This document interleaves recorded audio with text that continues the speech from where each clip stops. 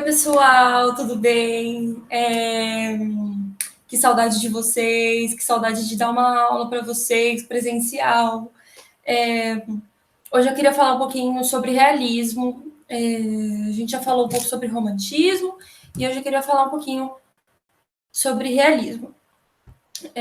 Então vamos lá, né? Vou colocar aqui o slide, só um minuto. Ai, meu Deus, vou apresentar agora. Gente, eu sou muito ruim com tecnologia, perdão.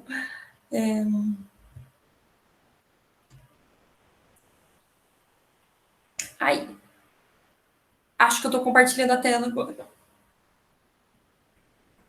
Bom, vamos lá, não é mesmo? Deixa eu ver se tá tudo certo aqui. Opa, tá tudo certo aqui. Vamos lá. Hoje a gente vai falar um pouquinho de realismo e naturalismo, né? A gente falou muito. Deixa eu fechar isso aqui. Gente, perdão, tô travada. Eu passei romantismo para vocês agora, primeira, segunda, terceira geração. Agora a gente vai para o próximo movimento literário, que é o realismo e naturalismo. As coisas, a gente fala realismo e naturalismo junto, porque esses dois movimentos literários, eles andam meio que juntos. Eles são meio que um casalzinho. Então, vamos lá? Primeiro eu vou começar por esse quadro aqui. Esse quadro aqui chama-se A Liberdade Guiando o Povo, do Eugène Delacroix, de 1830. Esse vai ser o nosso ponto de partida da aula hoje, porque eu gostaria que vocês pensassem nesse quadro enquanto quadro romântico. Provavelmente muitos de vocês já viram esse quadro. A gente tem aí uma situação muito caótica, né? Essa mulher aí toda empoderada, segurando a bandeira da França, esses homens todos com armas, né? Isso é um quadro que meu Deus do céu, expressa a revolução no período da Revolução Francesa, que aconteceu lá na França com os ideais de liberdade, igualdade, fraternidade e tal. E esse é um quadro muito importante, é um quadro muito icônico dessa época. Se a gente fosse pensar nesse quadro no contexto de romantismo brasileiro, ele seria um quadro romântico de primeira geração. Por quê? Porque essa moça tá aí, tal, toda patriótica, com a bandeira da França. Esses homens estão todos aí. É um quadro muito sentimental, que fala muito sobre pátria e orgulho, e revolução, e identidade nacional. Olha a composição desse quadro, né? Essas pessoas aí com armas e tal. Seria um quadro de primeira geração. A primeira geração romântica aqui no Brasil, que a gente fica conhecida aí pelo José de Alencar, é uma geração muito patriota que vai procurar usar na figura do índio o símbolo do movimento. Então, lá em Portugal, eles usavam o cavaleiro medieval como símbolo de identidade nacional. Gente, só deu um pernilongo aqui. E aqui do Brasil, eles pegam o índio como símbolo, como herói nacional. Esse quadro, então, se a gente fosse pensar nele como romantismo, ele seria um romantismo de primeira geração. Esse quadro aqui, O Homem Desesperado, ou Autorretrato, do Gustave Courbet, de 1844, ele seria um romantismo aí de segunda geração, que é esse desespero, essa coisa, essa angústia que está expressa aí no quadro, parece que ele está desesperado. E a segunda geração romântica, por que eu estou falando disso? Porque a gente vai chegar no realismo a partir disso. A segunda geração romântica, ela é muito sentimental e muito desesperada, aquela angústia de, meu Deus, eu amo essa menina e eu preciso ficar com ela a todo custo, e se não der, eu vou morrer porque eu preciso dela agora. E esse quadro seria um quadro muito parecido com o sentimento da segunda geração romântica. Esse quadro é um quadro realista. Van Gogh, Os Comedores de Batata, 1885. Diferente desse quadro, o que a gente vê aqui é uma família jantando. É uma cena cotidiana. Eles estão aí comendo batata, eles são pessoas, são camponeses, né? São pessoas ali numa situação de vulnerabilidade social, né? Eles comem batata e tal, ali à noite. Então, aí, debaixo da luz da lamparina, a gente não tem muitas grandes emoções nesse quadro, a gente não tem fortes sentimentos, a gente não tem uma mensagem social nesse quadro. Não, a gente tem uma mensagem social nesse quadro, na verdade, porque ele retrata muito essa questão da pobreza e desses camponeses, né? Mas a gente não tem um grande sentimento desesperado, assim, é uma cena cotidiana, é uma análise ali da sociedade. Beleza? A primeira e a segunda geração do romantismo, então, elas vão fechar os olhos para a realidade e se preocupar só com sentimentos próprios, principalmente a segunda geração, que é puxada majoritariamente por burgueses, pessoas que nunca tiveram grandes batalhas, grandes problemas na vida, que estão ali preocupadas com o romântico, com a menina que eles gostam, que não pode ficar com eles. Então é isso, é um movimento muito elitista, a segunda geração romântica. O pessoal tinha tuberculose lá e tava, tipo, todos os poetas, todos não, mas o Álvares de Azevedo, por exemplo, da segunda geração romântica, ele morreu muito jovem, morreu com 21, 22 anos, porque devido a uma tuberculose, e naquela época, como as pessoas tinham a doença da tuberculose e sabiam que iam morrer muito cedo, elas viviam assim intensamente e numa melancolia de ai meu Deus, e se eu morresse amanhã, que é inclusive o título de um dos poemas do Álvares de Azevedo. E a partir da terceira geração romântica, a gente vai ter uma mudança, uma quebra nesse momento de meu sentimento, meu problema, a minha namorada, o meu não sei o quê, para ter uma preocupação com a poesia social. Então, todos os poetas da terceira geração romântica, eles são abolicionistas, eles vão trazer muito essa questão da causa negra dentro das poesias deles, ideais abolicionistas e republicanos. Na época, vamos aqui para o contexto histórico, na época do realismo no Brasil, ali 1880 e pouco, o Brasil passava por um período muito conturbado, então a gente estava ainda numa sociedade escravocrata que era mantida pelos grandes proprietários rurais, os grandes fazendeiros, que tinham muito interesse em manter esse sistema escravocrata, absurdo, né? Por uma questão de dependência econômica disso e de poder e de status social. Uma coisa assim nojenta, uma nojeira sem fim. E eram esses grandes proprietários rurais que apoiavam Dom Pedro II. A monarquia ela era toda sustentada por essa base escravocrata mantida por esses proprietários rurais. Então, a gente teve em 1888 a abolição da escravatura e em 1889 a proclamação da República. As coisas aconteceram um ano, a abolição, no outro ano a proclamação, por coincidência? Não, senhora, não foi coincidência. Os republicanos, as pessoas que tinham esses interesses republicanos, sabiam que enquanto não houvesse abolição, não seria possível a proclamação da República e o Dom Pedro II não ia sair. Então, primeiro, a gente sabe que a abolição foi uma medida que não trouxe nenhum tipo de assistência para esses negros escravizados, que depois foram libertos, e não teve nenhum tipo de política de ressocialização para essas pessoas, e foi muito difícil, né?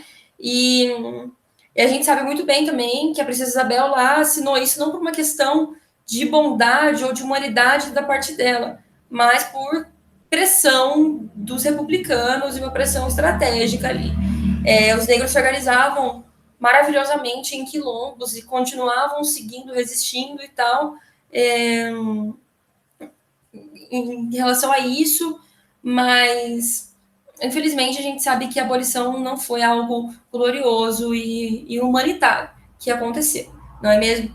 E esse período vai se refletir muito na literatura realista e naturalista, tá? Brasil em crise e tal, ruptura com as instituições, casamento e igreja, coloquei aí. Antes disso, ninguém tinha questionado a igreja. Ninguém tinha questionado, tipo, tinha questionado, mas não tão fortemente. Ninguém tinha questionado o casamento, tipo, por que isso dá errado e tal. Enfim, muitas obras do romantismo e etc., e anteriores a isso, vão tratar aquele amor idealizado, aquela coisa perfeita. O realismo não. Ele vai trazer temáticas como o casamento nas suas obras, mas é o casamento por interesses, é o casamento que dá errado. Tipo, enquanto no romantismo ou tem uma menina aqui na minha rua que a gente se conhece desde criança, eu amo ela, e eu espero um dia que eu case com ela, porque ela é maravilhosa. Enquanto a gente tem isso no romantismo, no realismo, você vai casar com a menina que mora nessa rua, a menina que você ama desde criança. Mas ela vai se trair com seu melhor amigo. Tipo, porque é assim que acontece a vida. Novamente, né, vamos falar aqui sobre traição ou não traição da Capitu. A gente não sabe se traiu ou se não traiu. Espero que você esteja me ouvindo, gente. A gente não sabe se traiu ou se não traiu.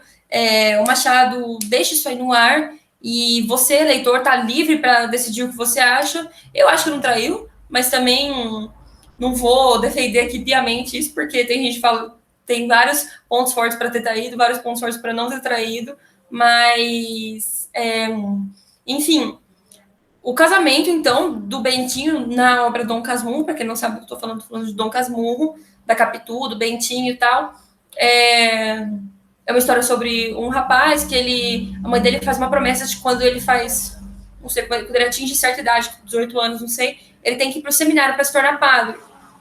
Só que o Bentinho não quer ser padre, porque ele quer casar com a Capitu, que é a menina que é o amor de infância dele. E aí ele consegue sair do seminário, consegue se livrar dessa questão de ser padre, para casar com a Capitu.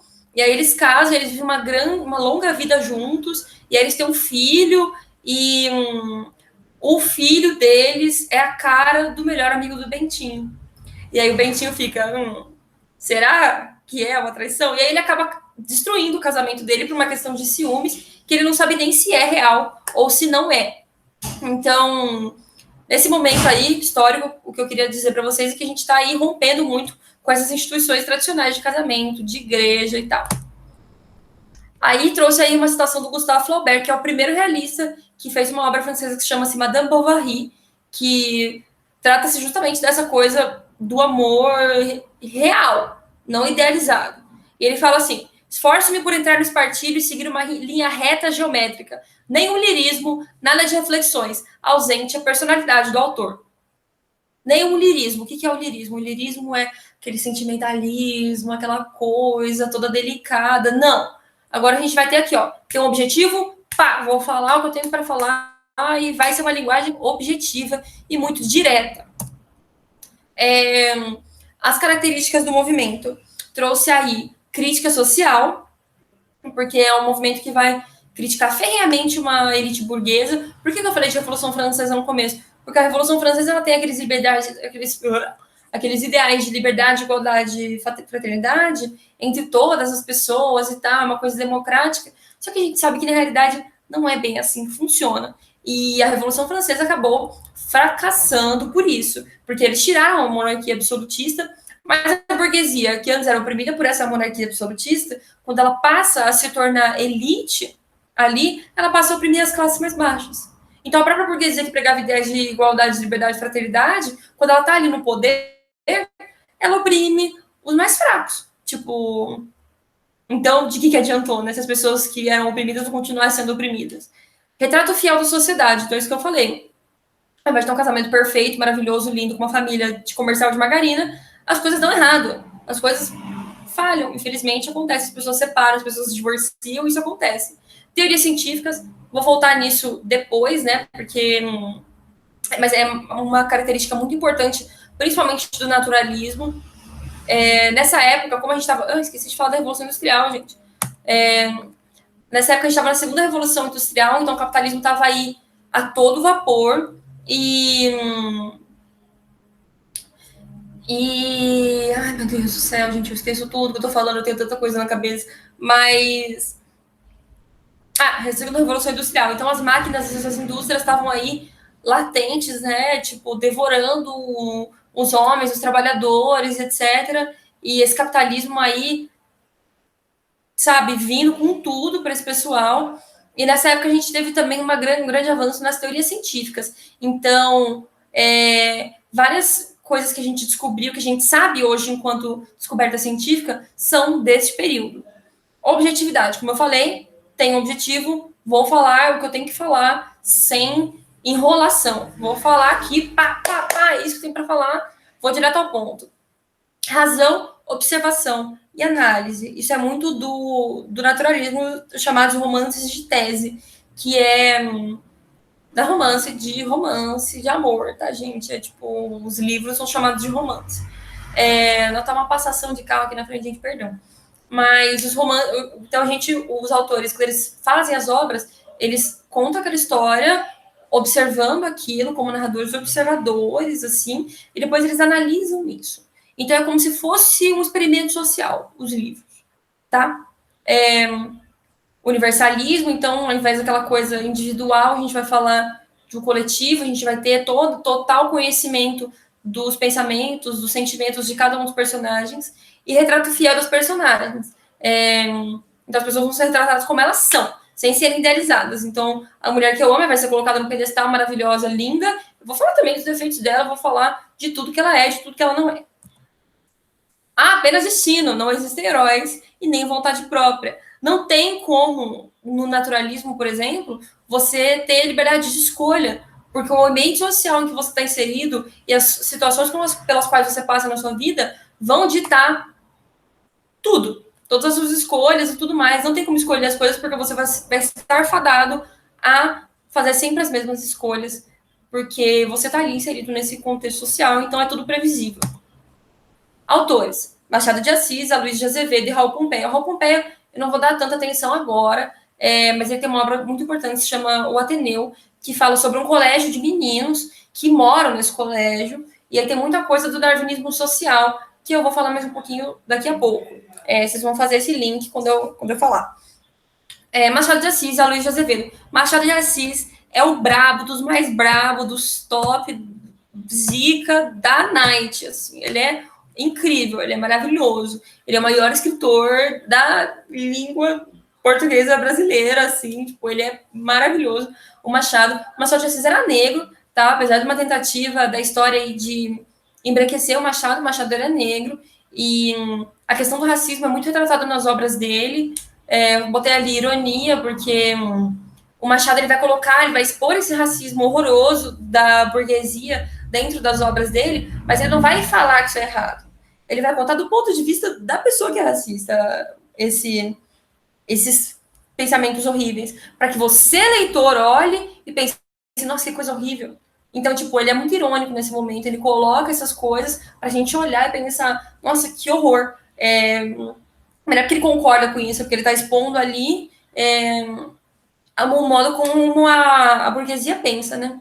Análise, aprofundamento psicológico. Então, todos os personagens vão ter toda a sua individualidade, seu intelectual ali muito colocados em xeque ali. A psicanálise dessa época também, Freud estava nessa época, e a psicanálise, né, trata muito sobre a nossa mente, nosso intelectual, nosso individual, o fundo da nossa cabeça, do nosso subconsciente. Isso vai ser colocado muito dentro das obras do Machado também.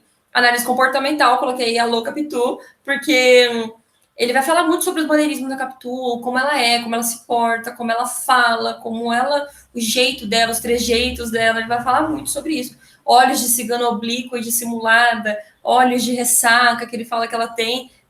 Isso são características da Capitu que ele vai colocar muito ali a análise comportamental dela. Ironias, né? Já falei. Humor vai aparecer muito nas obras do Machado também.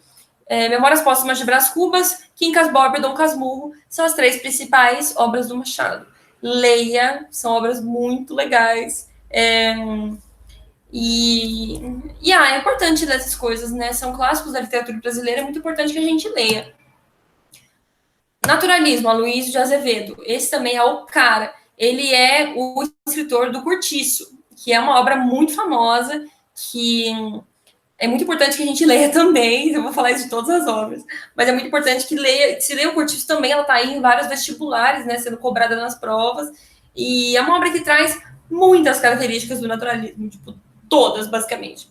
Positivismo, que é aquela questão de que eu só posso acreditar nas coisas que são comprovadas cientificamente. Então, eu não vou acreditar em nada que seja esotérico ou religioso, porque eu acredito, minha crença é depositada naquilo que é comprovado cientificamente. Então, esse vai ser um dos ideais das teorias científicas lá que eu falei lá atrás, que vão nortear esses escritores. Darwin, evolucionismo, lembra do Darwin da biologia? Que ele vai falar da teoria das espécies, tal, que o mais forte está mais o mais forte está mais apto a sobreviver. Isso pode ser transposto para um contexto social, chamado de darwinismo social, que a gente vê também muito no Ateneu, do Raul Pompeia, que os mais fortes estão mais aptos a terem sucesso, a prosperarem ali, e também dominarem sobre os mais fracos. E também a gente pode pensar, por exemplo, que os mais ricos, eles têm mais... É muito fácil você ser bem sucedido na vida se você já nasceu rico, você nasceu numa família rica, você não vai ter que batalhar por nada na sua vida, que vai vir tudo fácil para você. Se você quiser largar tudo e viver de arte, você pode, porque você tem dinheiro da família. Então, tipo, isso é uma forma de darwinismo social também, tipo, enquanto que uma pessoa de vulnerabilidade social que quer trabalhar com arte vai ter que ter um caminho muito mais longo para percorrer, para chegar no mesmo nível de sucesso do que o cara que já nasceu ali encaminhado. Determinismo é muito importante. É a questão de que a gente vai estar sempre influenciado pelo meio.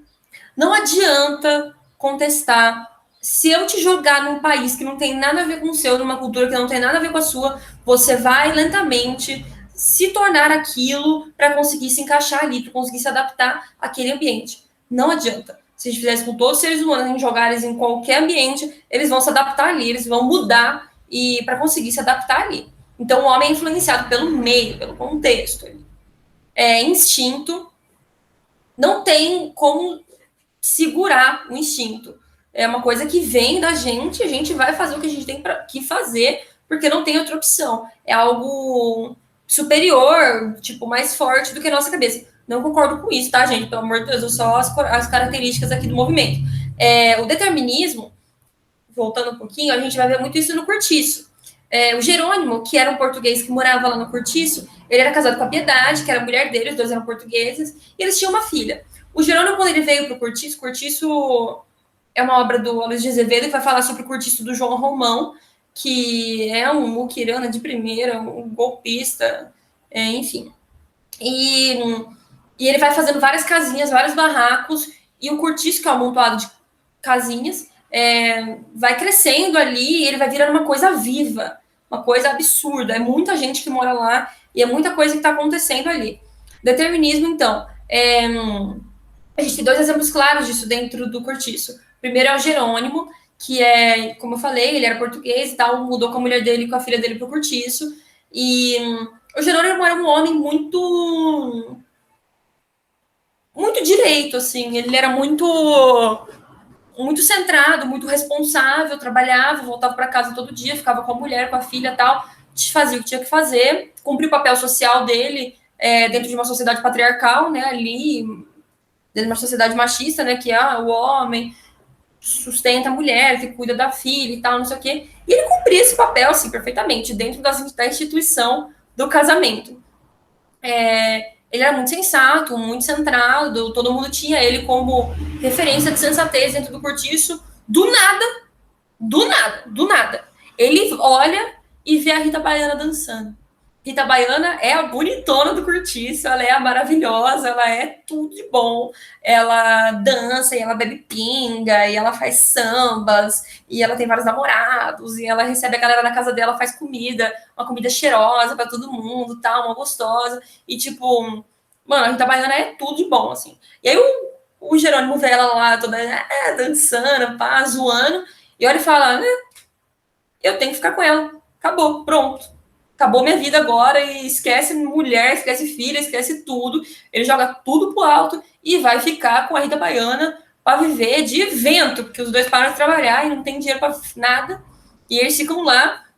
E ele larga tudo que ele era, larga tudo que ele tinha, toda a sensatez, toda a responsabilidade que ele tinha, ele larga para trás para ir ficar com a Rita Baiana. Isso é um exemplo claro de determinismo. A Pombinha também, que é uma personagem do Cortiço, que é uma menina toda boazinha, toda fofinha, toda angelical, e todo mundo olha e fala, ai, Pombinha, ninguém nem sexualiza ela, porque ela é tão boazinha, ela é uma menina tão linda, e ela escreve cartas para quem não sabe escrever, e lá do Curtiço as pessoas ditam as cartas para ela, ela escreve as cartas, e era super fofa, assim, maravilhosa, uma menina certíssima, toda certinha, toda tal, arrumadinha. E aí, do nada, ela passa por uma. Coloquei aqui embaixo a homossexualidade, ela passa por uma experiência homossexual com a madrinha dela. E depois disso, ela começa, tipo, a se libertar sexualmente, loucamente, assim, tipo, se empodera, sai do cortiço, é, vai vai viver uma vida luxuosa, assim, com vários homens e tal. E ela volta no cortiço lá cheia da grana, cheia das coisas, e de carro e tal, não sei o quê. Vira outra pessoa completamente, que não tem nada a ver com a pessoa que ela era no começo. Ou seja, foi influenciada pelo meio também. Zoomorfização, coloquei aqui, que palavrão, hein? O que é zoomorfização? Isso é. Zoomorfização quer dizer quando a gente confere características animais para seres humanos. Isso a gente vê muito no cortiço. Eu vou colocar um exemplo claro, em breve, assim. Os homens são colocados como uma força, não sei o quê, né, parece um búfalo, um leão. A Rita Baiana é toda sexy ali, toda sensual. Ela é colocada como se fosse um pássaro, um pavão ali. E, e etc. A homossexualidade, já falei também, a gente tem muito essa questão no cortiço, a gente tem trazido não, a gente tem relatado ali no livro vários exemplos de homossexualidade, que é algo que não aparecia tanto na literatura antes disso, tá? E romance experimental, como eu falei. O que acontece se a gente jogar essas pessoas dentro de um espaço, fazer elas conviverem? O que acontece? O que elas viram? O que elas fazem? Então é meio que uma coisa de observação, parece um experimento social. Todos os livros parecem um experimento social. Coloquei aqui o trechinho do cortiço para a gente dar uma olhada. Daí a pouco, em volta das bicas, era um zum-zum crescente, uma aglomeração tumultuosa de machos e fêmeas. Uns, machos e fêmeas, olha a zoomorfização aí. Uns, após outros, lavavam a cara incomodamente debaixo do fio de água que escorria da altura de uns 5 palmos. O chão inundava-se. As mulheres precisavam já prender as saias entre as coxas para não as molhar. Via-se-lhes a tostada nudez dos braços e do pescoço, que elas despiam, suspendendo o cabelo todo para o alto do casco. Os homens, esses não se preocupavam em não molhar o pelo. Ao contrário, metiam a cabeça bem debaixo d'água e esfregavam com força as ventas e as barbas, fossando e fungando contra as palmas das mãos. Você não viu um búfalo bebendo água aí, num riacho? Aquele fungando contra as palmas das mãos, bebendo água. Machos e fêmeas, sabe? Os homens não se preocupavam em não molhar o pelo, prendiam o cabelo para cima do casco. Tipo, são características animais. Eles são tratados como animais, são retratados como animais, esses seres humanos dentro da obra do Curtiço. O Curtiço também é um personagem muito importante da obra, ou o Curtiço em si, porque ele é tipo colocado como algo vivo também. Tem até uma famosa situação que fala que o Curtiço abre as janelas e as portas de manhã, como se ele abrisse os olhos e a boca de manhã. Perdão, gente. Não bebi água hoje ainda, preciso beber água, pelo amor de Deus. E bom, pessoal, acho que eu já falei mais ou menos o que eu precisava falar. Aqui no final coloquei uma indicação de leitura para vocês, Pai contra Mãe, um conto do Machado de Assis. Leiam esse conto, ele é muito importante para a literatura brasileira. Ele fala muito dessa questão do racismo que eu falei, do Machado, e é uma obra muito forte, é um conto muito forte, e eu acho interessantíssima a leitura. Leiam se vocês tiverem oportunidade. Indico contos porque é mais fácil que indicar livros, né? Porque eu sei que tipo, muitas vezes a gente tem dificuldade de pegar, sentar e ler um livro inteiro. Então, eu sempre indico contos para vocês terem ali uma leitura rápida, né? De autores importantíssimos, tipo Machado, ele tem vários contos. Se vocês quiserem me mandar mensagem depois, eu indico vários para vocês, que trazem muitas essas características do realismo e tal. E às vezes é muito proveitoso a gente fazer leitura de contos, porque como são obras menores, a gente consegue absorver melhor ali o que está acontecendo e são histórias incríveis. Então, por hoje é isso, gente. É só. E muito obrigada por todos vocês que estão nos acompanhando ainda. A aula ficou curtinha, mas eu acho que eu falei mais ou menos o que eu precisava falar. E quem tiver alguma dúvida, quem tiver alguma sugestão, alguma pergunta, pode me chamar. Eu adoro quando vocês me perguntam coisas, adoro mesmo. E pode me chamar no Zap aí, perguntar qualquer coisa. E estamos aí para vocês. Fique em casa se puder. Se não puder, use uma máscara, álcool gel e fique longe das pessoas. E é isso, pessoal. Um beijo para vocês. Bom final de semana para todos vocês.